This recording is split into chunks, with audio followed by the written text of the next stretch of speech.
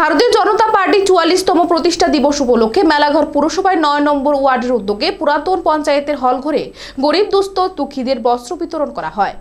এদিন 150 জন গরিব দুস্থদের মধ্যে বস্ত্র বিতরণ করা হয়।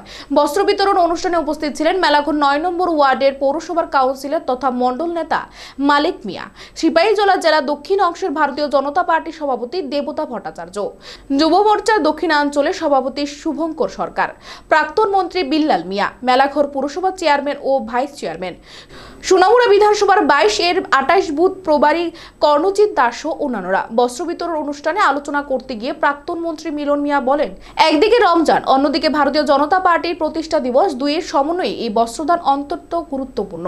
তাছাড়া প্রত্যেক বক্তারা আলোচনা করতে গিয়ে লোকসভা নির্বাচনে ভারতীয় জনতা পার্টি প্রার্থীকে বিপুল ভোটে জয়ী করার জন্য আহ্বান জানান।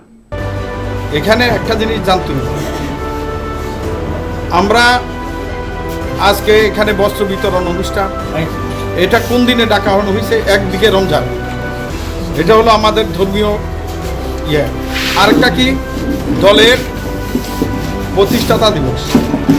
এই যে দলের প্রতিষ্ঠাতা দিবস, এই দিবস উপলক্ষে সারা ভারতবর্ষ সেখানে দলের নেতা কর্মীদের মধ্যে বিশেষ করে মাইনরিটি মোর্চা ঘোষণা দিয়েছে স্নেহ সংবাদ, সেখানে স্নেহের কথা বলার জন্য বলা হয়েছে।